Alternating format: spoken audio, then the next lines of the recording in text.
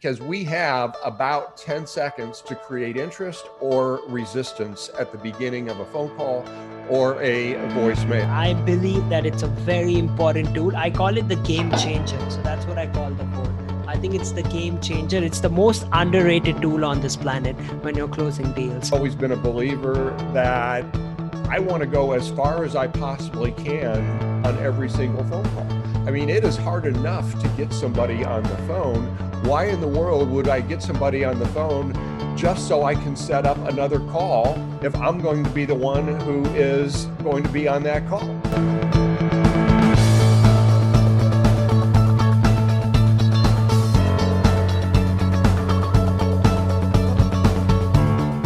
Welcome to Ashish Janiani. It's a pleasure to have you join the channel, and I'm sure that you'll get a lot of value from the interview that is coming up. If you are an entrepreneur, a sales manager, a sales leader, a family business, you're on the right channel, listening to the right interactions. And today's man is a Lifetime Achievement Award winner from American Association of Inside Sales Professionals. He's written 5 books. His book, Smart Calling, How to Overcome Fear, Failure, and Rejection of Calling, is one of the best sellers, and it's in the 3rd edition of its print while we speak. Maybe it's in the 4th or the 5th edition, right? Based on how fast it's selling, because it's a very valuable book. With Art Sobczak. Help me welcome Art for today's interview, which is going to be super exciting. You're going to learn a lot of things from that, and I want to make sure that you implement them, because I personally believe that phone call is an underrated tool, and it's the most powerful tool if you know how to use it, and that's what Art's going to teach us today. So let's get started. Hi Art, how are you? I am well. How are you? I'm doing good. It's a pleasure to finally have you. I'm looking forward, because we're speaking about my favorite topic, which is calls, cold calls, or non-cold calls, but calls. And I was actually confused, and I wanted to know from you first, is it about cold calling, or is it about making calls which are not cold calls? Well, I like to call them smart calls. Cold calls should never be placed. And I define a cold call as calling somebody that you don't know, who doesn't know you, they're not expecting your call, and we don't know anything about them, and everybody gets the same pitch, and it's just a numbers game. That's a cold call, and there's absolutely no reason to ever place that call. Conversely, the smart call is knowing something about the people, an organization, a situation, a trigger event, something that's going on in their world, so that we can personalize and customize and tailor our messaging to them to make it relevant. Wow. Okay. So if we had to give an example, let's pick up banking or insurance, big sectors. How would a banking fellow make a smart call? So I'm assuming this is business to business, correct? Yes. Okay. So let's say that I'm a loan representative for a bank, and I know that somebody is expanding, and I know that they're going to be putting up some new locations and likely will need some financing. So what I might do is contact whoever my prospect might be, who might be a CFO of a company, and say, hey, this is Art Sobczak with ABC Bank. I understand that your organization is looking to expand with 8 new locations in the whatever area. And what I do is I specialize in working with CFOs in helping them to secure the best financing and the most favorable terms for real estate expansions. And the purpose for my call is to ask you a few questions to see if we might have the basis for further conversation. Wow. All right. So homework's important. And Art, would you say, because I mean, when you were talking, I was just thinking, yeah, why is it just B2B? We focus so much on B2B. How important is calling when it comes to a retail restaurant? Is it important for them to make calls? Well, I really don't get involved that much with people who call consumers, simply because it is it's more of a challenge. And here in the US, we have the do not call list. And but the thing is, if somebody has a relationship with their customers and they have permission to contact them, I would say that, yeah, it would be certainly out of the ordinary for a restaurant to contact their best customers and let them know about any specials. For example, many restaurants have birthday clubs, and if they have somebody's phone number, I would say it would definitely be a little different to receive a phone call from your favorite restaurant saying, "Happy birthday! We'd like to invite you in on your birthday. We've got a present for you." So, how relevant would you say all these things are now in today's world? Because you've seen a lot of things change in your lifetime with technology, and especially with what's happened this year. I can still say this year because we are doing the interview in 2020, while the guys will see it in 2021. How does that impact calls? Is it still relevant, the value of a phone call? Well, it's definitely more relevant than ever, simply because everybody is being forced to use the phone and other forms of communication other than face to face. And what's actually has happened is that those who were not using the phone in the past and are not proficient at it are the ones who are lagging behind. And I've been teaching using the phone in sales for 30 plus years, and it's always been relevant in my mind, and the people that have been using it successfully have proven that. And anybody who says that, the phone is dead or calling is dead, I would instruct them just to look at the people who are doing it successfully and crushing it. And I've got to tell you, I've got a lot of clients who, because of the pandemic, had to downsize, and they had to cut their sales force. And you know which ones that they had to cut? The ones who were not proficient and skilled at using the phone to initiate and have conversations with people. Wow, I agree with you. I think it's more like a diamond now. Uh, as more people move towards social media as an enabler, I would not say a replacement, but an enabler to get more quality leads.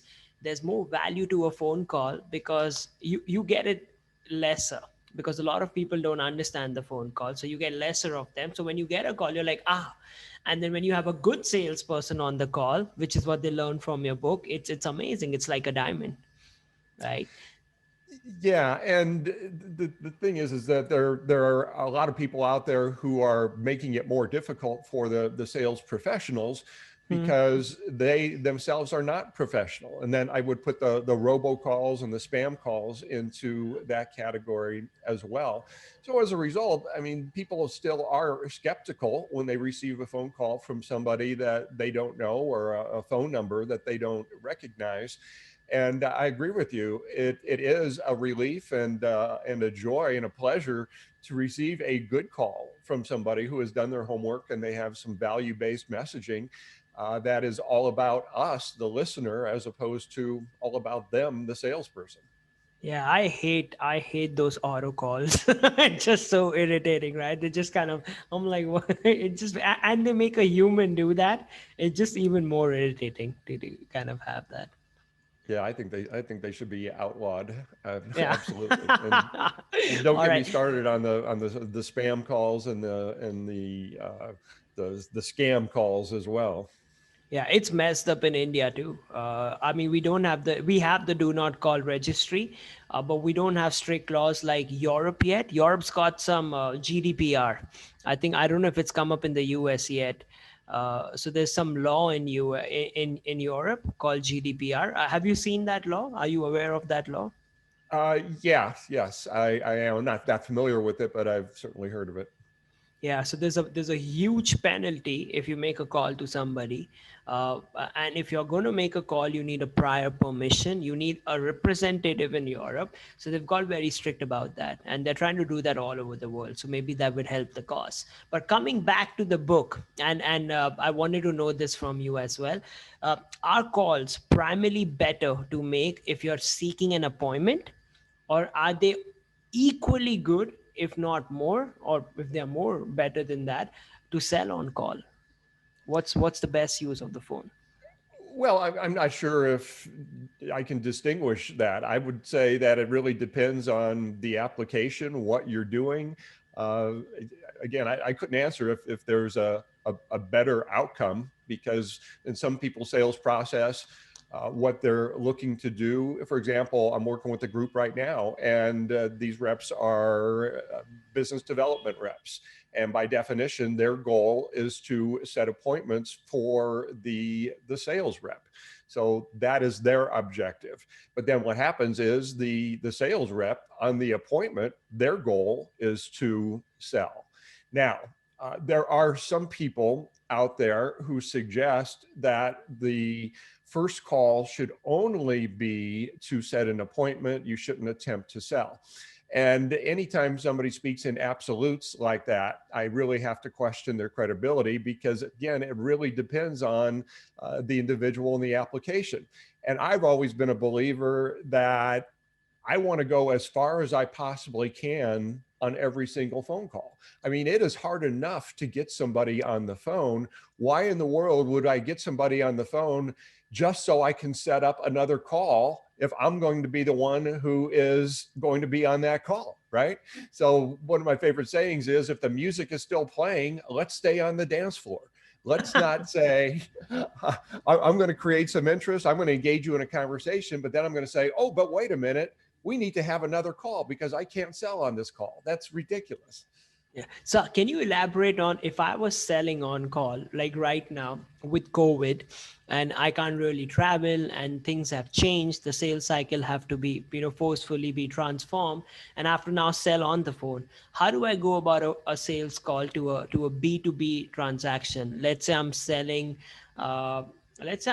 some electronics, or some furniture to a corporate, if that were the case. Well, again, the sales process is the sales process, and I break it down into 7 steps. And basically, we're opening up the call, we're creating some interest, we're asking questions, we're making a recommendation for the next step. And the recommendation for the next step might be a demo, it might be you reviewing some information, or it might be the actual sale. So the recommendation is where we're really determining what's going to happen next. Then we have the commitment phase, which could be the actual close of the sale. And then we have the wrap up and the setup, which is we're wrapping up this call and then we're setting up the next action. And if it's the sale, we're talking about the terms of the sale. If there's going to be a follow-up call, we're talking about what's going to happen next between now and our next contact, as well as what's going to happen on the next call. So again, if I'm selling office furniture, my goal is to create interest, ask you some questions, determine if there's a fit.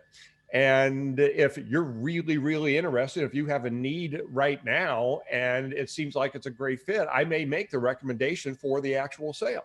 If you need to see a video, if you need to see some information, if you need to discuss it with your facilities manager, then we're going to set up the next contact. So again, it really just depends on the sales model, what you're selling, what your sales cycle and process is.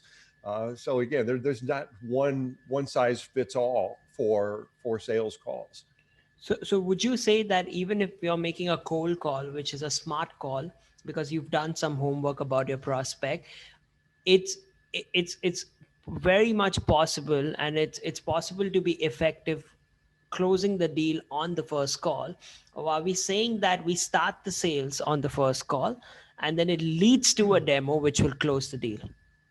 Yeah, absolutely. If things are going well, let's keep going. And when I do training workshops and when we talk about setting objectives for the call, I always ask people, has anybody here ever closed a sale on a first call? And most people will raise their hands. Now I'll say, okay, that may not be probable depending on what you're selling, but it's possible.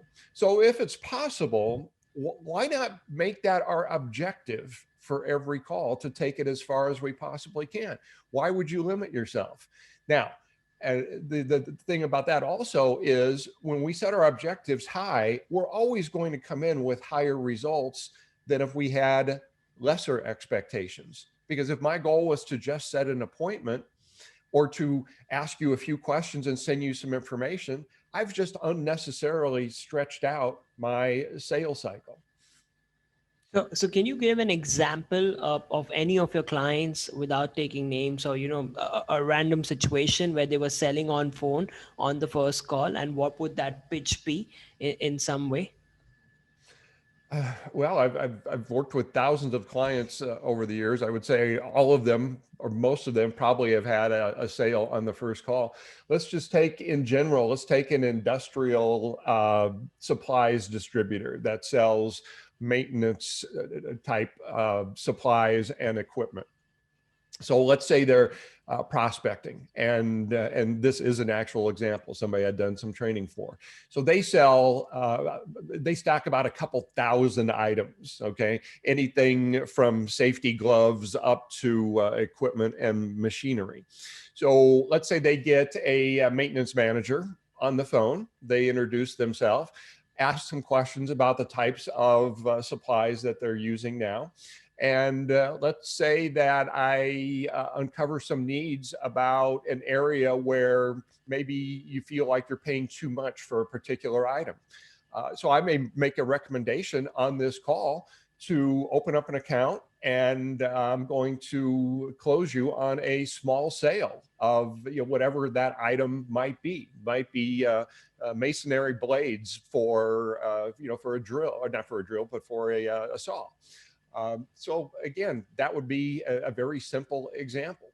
Now, of course, my goal long-term would be to get a lot more of your business on subsequent calls for many of the other items that you're buying from my competitor.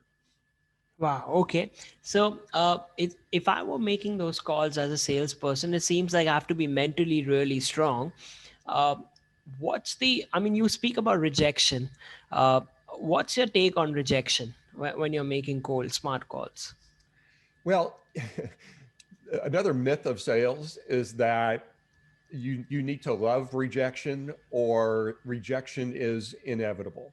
And again, when I do workshops, I always ask people, so who here has been rejected before on a sales call? And of course, people are falling over themselves, raising their hand. Yeah, I have. And then I ask, how do you know? How do you know? And then people will say, well, I got to know. Or they said, we're already working with somebody else, or don't call us anymore. Or maybe they just hang up on you. And I'll say, okay, great. Now, if anybody's been in sales any length of time, we've all had those things happen to us. But is that rejection? Is rejection an experience, or is it the way you define the experience? And that gets people thinking, because rejection is not an experience itself. It's the way people define it. It's the meaning that people attach to experiences. Hmm. So we can't control what's going on at the other end of the line with that person. We can try to influence it.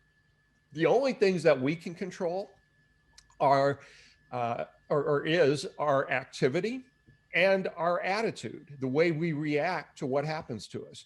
Now, if I have the power to tell myself a story about what just happened to me, why in the world would I attach a negative meaning to it, meaning I got rejected?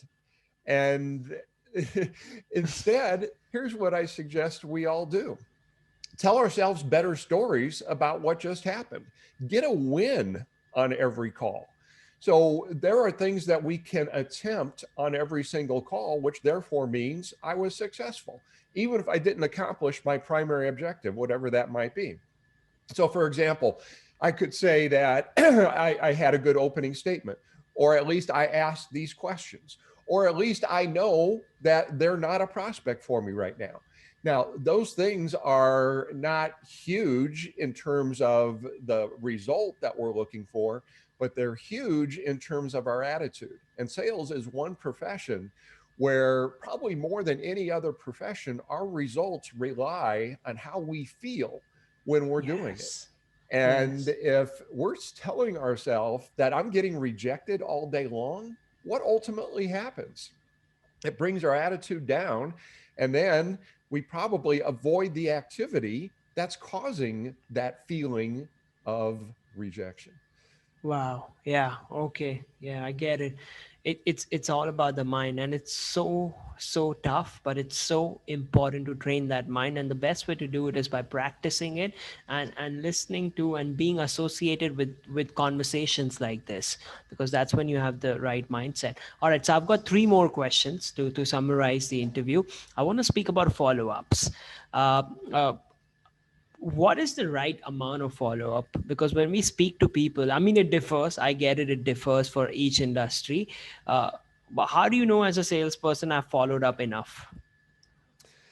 Well, most salespeople probably don't follow up enough. And I don't know what that number is because, again, like you said, it really does differ. It differs by what you're selling. It differs by the size of your market. Because if I have a very tiny market, I'm probably going to follow up a little bit more before I give up. What I do suggest about follow up is that we set up the follow up while we're on the present call.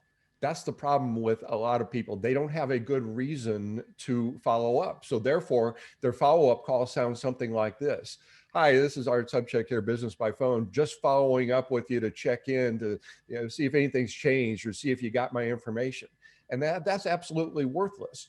So what we need to do while we're on the present call is define why is a follow-up call necessary? What's going to happen between now and our next call with both of us? What are you going to do? What am I going to do? And then we're setting up a very specific day for the follow-up, and we're discussing what we're going to discuss on that follow-up. So when I do all those things, I've just pretty much written my opening statement for the next call. So for example, now I can open up with, hey, Art Sobczak here with Business by Phone. I'm following up to continue our conversation from last week where you had shown interest in the prospecting workshop for your sales team. I've got some additional information on the testimonials that you wanted, and also like to discuss the results of your conversation with your sales manager. So So so let me insert an example in that, and I want to learn from you about this. Is it a problem in something that I lack showing value, or was it something that just happened because it's part of, well, dealing with some prospects? Um, so so I set up a follow-up, and I'm making this up, but it's happened a lot of times.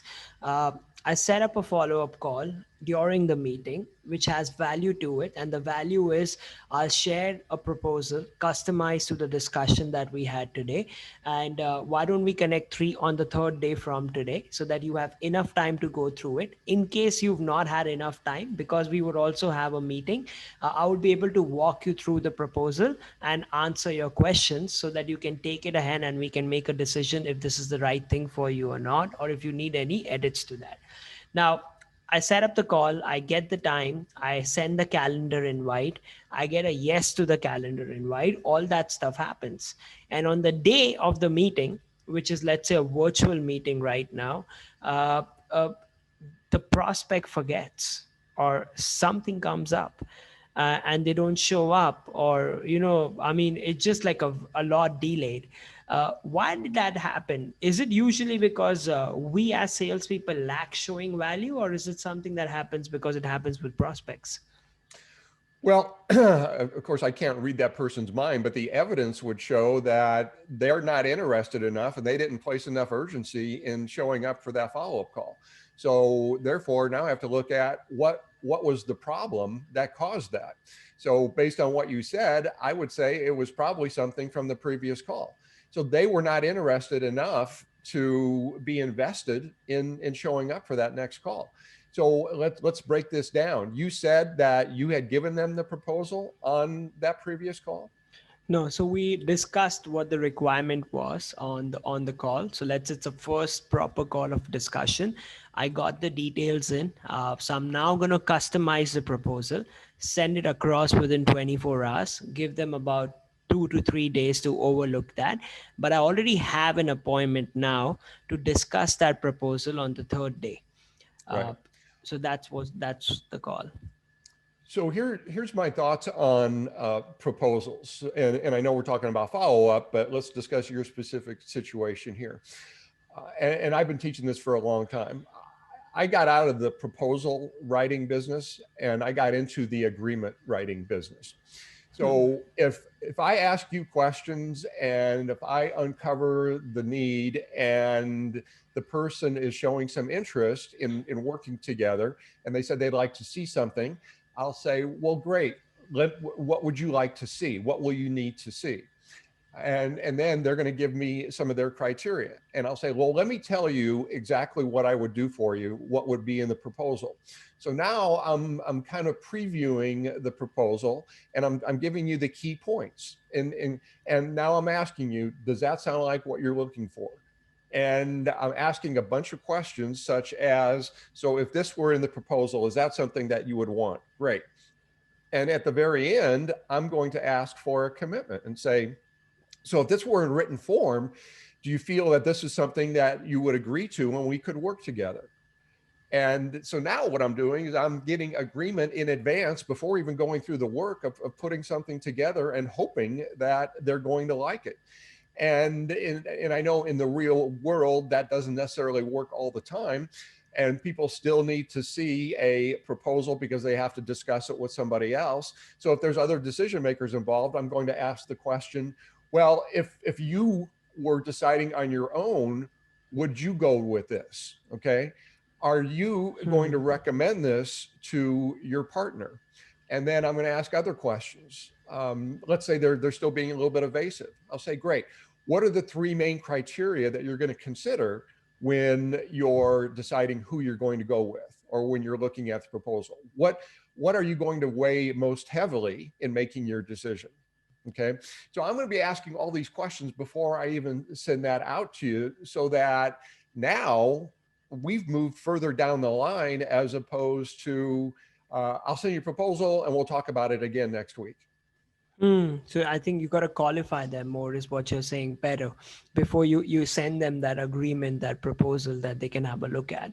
All right, got it. Art, just a couple more questions on this. I want to know if you were to suggest 3 important tips from your book to the audience who's watching it right now. I mean, they're going to look at it on YouTube when we edit the video and put it up, but they're going to watch this. So given the fact that they have 20 more years or 10 more years as a salesperson to go, right?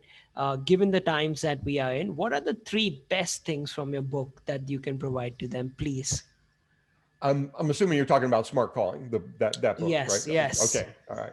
So smart calling is all about prospecting and not making cold calls, but making smart calls. So from that book itself, I would say number one is be prepared, do your pre-call planning. And there's a lot of different things that go into that. So that's doing your research, that is identifying what is my possible value for this prospect. And a part of the research also is this thing called social engineering, where I'm calling and speaking with other people other than my decision maker for the purpose of getting information. So all of this planning is designed so that I can put together a tailored possible value proposition in my opening statement and my voicemail, my email, LinkedIn messaging, and so on. So number one, be prepared. Number two is have an interest creating opening statement, which is also used as a voicemail message that is, again, all about them. So you can see all these steps build upon each other, because we have about 10 seconds to create interest or resistance at the beginning of a phone call or a voicemail. And by the way, a voicemail is designed to create a question that somebody wants the answer to, and not to pitch or to ask for a decision. So again, have your messaging fine-tuned, and again, it needs to be all about them. And then I would say the most important thing, and we touched on this earlier, is work on your attitude. And there's so many things that go into having the attitude for sales.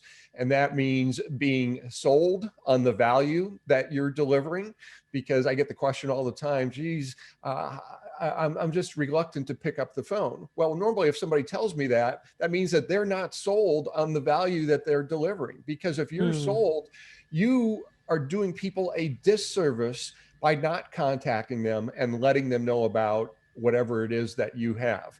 And people need professional salespeople right now, especially at the time we're recording this during the pandemic. People need to be helped. And that's what professional selling is all about. And when you're a professional, you're helping. You're not pitching, you're not selling, you're not being pushy, you're helping people. And again, people need your help right now. So sell yourself on that. And then the calling becomes easy, and nobody could say anything that's going to cause you to feel rejected, because again, you're going to tell yourself better stories. Yeah, wow. Yeah, you got me inspired while saying that. The attitude, I work on it every day.